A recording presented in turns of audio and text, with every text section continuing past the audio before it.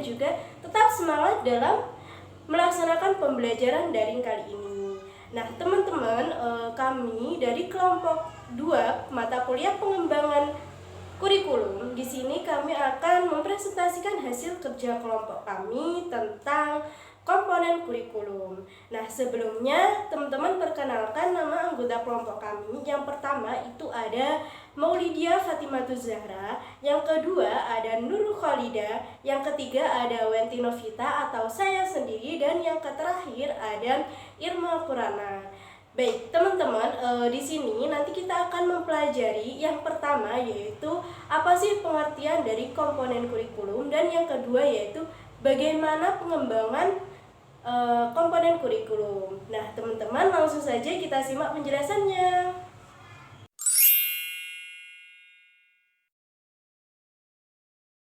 Baik, pertama kita akan membahas tentang komponen-komponen kurikulum. Kurikulum adalah sebuah sistem. Sebagai suatu sistem, kurikulum pasti mempunyai komponen-komponen atau bagian-bagian yang saling mendukung dan membentuk satu kesatuan yang tak terpisahkan. Komponen-komponen dalam suatu sistem bersifat harmonis, tidak saling bertentangan. Kurikulum sebagai suatu program pendidikan yang direncanakan dan akan direncanakan mempunyai 4 komponen pokok. Yang pertama yaitu tujuan, yang kedua materi, yang ketiga metode atau proses, dan yang keempat adalah evaluasi. Yang pertama kita akan membahas tentang tujuan. Tujuan kurikulum pada hakikatnya adalah tujuan dari setiap program pendidikan yang akan diberikan kepada anak didik. Mengingat kurikulum adalah alat untuk mencapai tujuan pendidikan, maka tujuan kurikulum harus dijabarkan dari tujuan umum pendidikan. Dalam sistem pendidikan nasional, tujuan umum pendidikan dijabarkan dari falsafah bangsa, yakni Pancasila. Tujuan umum tersebut kemudian dijabarkan menjadi tujuan pendidikan yang lebih khusus dan operasional. Secara hierarkis, kita mengenal tingkatan tujuan pendidikan yaitu tujuan pendidikan nasional, tujuan institusional, tujuan kurikuler, dan tujuan instruksional. Selanjutnya yaitu materi atau isi. Komponen ini memiliki peran yang sangat penting dan turut menentukan kualitas suatu kurikulum lembaga pendidikan. Dengan demikian, isi kurikulum harus disusun sedemikian rupa sehingga dapat menunjang tercapainya tujuan kurikulum. Sailor Alexander Zais mengemukakan isi kurikulum itu meliputi fakta-fakta, observasi data, persepsi, penginderaan, pemecahan masalah yang berasal dari pikiran manusia, dan pengalaman yang diatur dan diorganisasikan dalam pembentukan gagasan, konsep, generalisasi, prinsip-prinsip, dan pemecahan masalah. Komponen yang ketiga yaitu metode atau proses. Alhamudin menyatakan komponen metode atau proses pembelajaran perlu disusun secara sistematis dan melibatkan beberapa pakar, baik itu guru, ahli pembelajaran, dan media pembelajaran, sehingga dapat menghasilkan sebuah rumusan yang mudah untuk dilaksanakan oleh guru di lapangan. Peran penting di sini adalah guru. Gurulah yang menjadi ujung tombak keberhasilan dari dua komponen terdahulu. Di tangan gurulah bagaimana tujuan yang ditetapkan dengan materi yang ada bisa sampai kepada siswa. Untuk bisa mencapai ke tempat sasaran, muncul beragam metode pengajaran yang terbaru. Guru tidak lagi mengajar secara konvensional, tetapi harus modern. Pendekatan tidak lagi berpusat kepada guru atau teacher-centered learning, tetapi sudah berubah ke berpusat kepada siswa yaitu student-centered learning. Guru tidak lagi menjadi satu-satunya sumber ilmu, tetapi bisa memanfaatkan sumber-sumber lain. Poin selanjutnya yaitu evaluasi.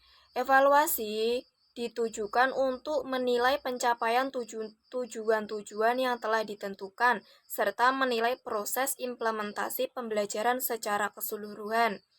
Tiap kegiatan akan memberikan umpan balik. Demikian juga dalam pencapaian tujuan-tujuan belajar dan proses pelaksanaan mengajar.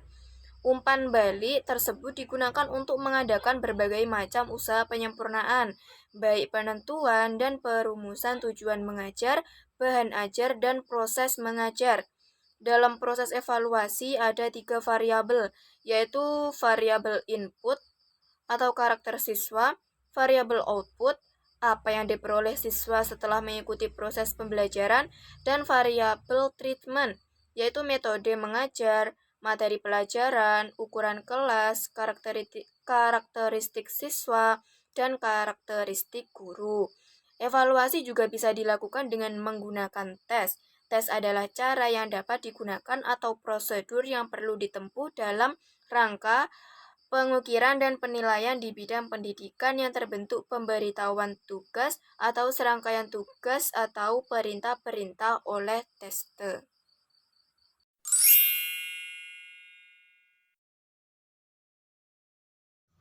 Selanjutnya, perkembangan komponen kurikulum.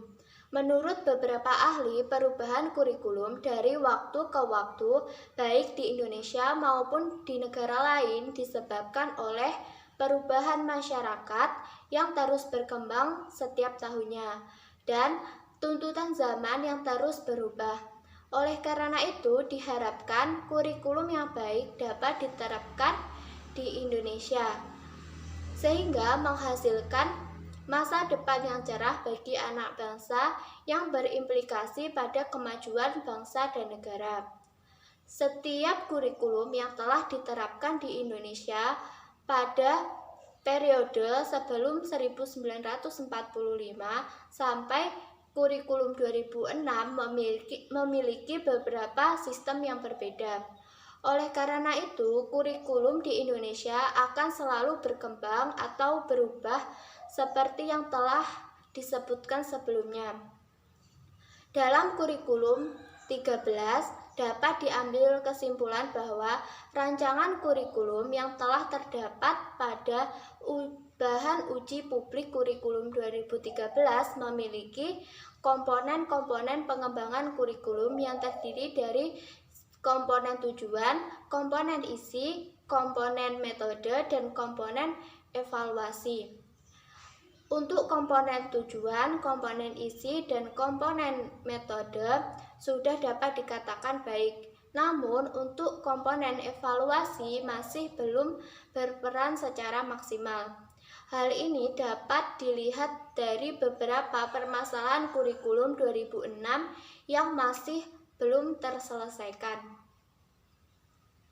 Sekian presentasi dari kelompok kami. Apabila ada kesalahan kata, kami mohon maaf sebesar-besarnya. Jika teman-teman ingin bertanya, menambah atau menyanggah, silakan menyimak forum diskusi berikut ini. Sekian dari kelompok kami. Wabillahi taufiq wal hidayah, wa ridha wa inayah. Wassalamualaikum warahmatullahi wabarakatuh.